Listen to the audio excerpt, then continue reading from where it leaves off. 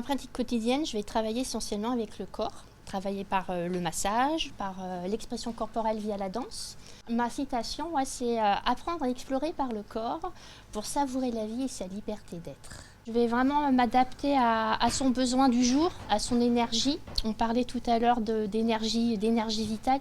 Donc je vais me mettre à l'écoute de la personne. Donc pour pouvoir faire venir la lumière, des fois c'est obligé de passer par l'ombre ou les côtés plutôt lourds, parasites. Donc en danse par exemple, je demande toujours à la personne avec quoi elle vient.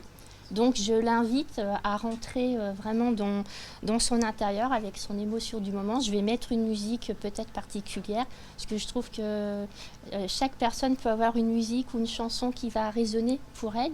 Et puis je vais l'inviter à danser son émotion ou son blocage par exemple. Voilà.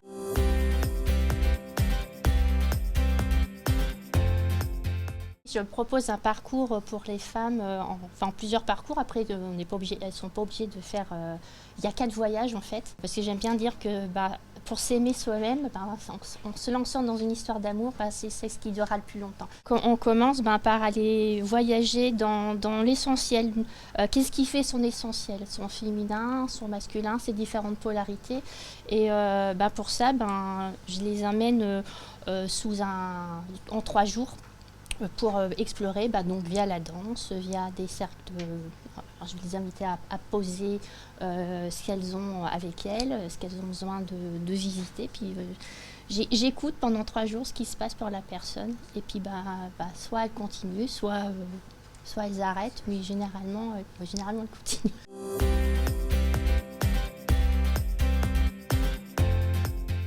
C'est comme une retraite en fait. Alors soit je le fais en groupe et j'ai une salle qui va bien, soit là ces temps-ci c'est plutôt en individuel, donc elles vivent ça comme en vacances, elles prennent leurs valises et puis elles viennent et déposent leurs valises chez moi et elles sont coucounées pendant 3 jours.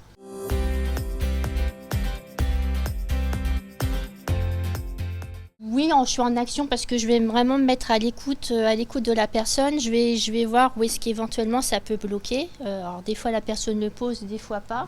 Quand elle sent que elle peut mettre un mot, je l'invite à le mettre. Mais ce qui est bloqué dans le corps, ça finit toujours par sortir. Je vais inviter vraiment la personne. Elle est pas passive parce que je vais vraiment l'inviter à aller visiter ce qui se passe à l'intérieur d'elle-même. Donc elle est jamais passive.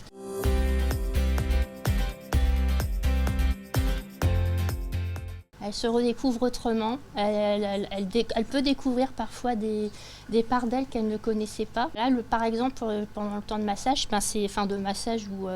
les 3 jours, c'est oublier les responsabilités famille, professionnelle et vraiment se centrer que sur elle. Je vois le corps quand il est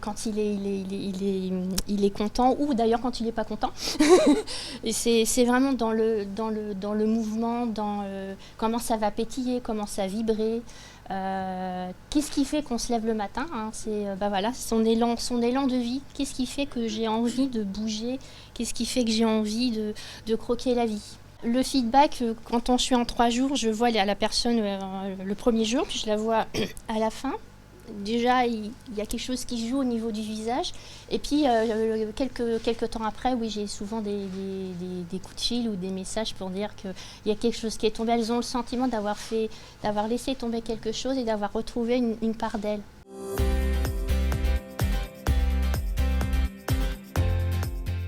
Elle voudra goûter cette saveur, mais la saveur qu'elle a connue pendant les 3 jours, elle sera tellement différente puisqu'elle déjà elle a bougé.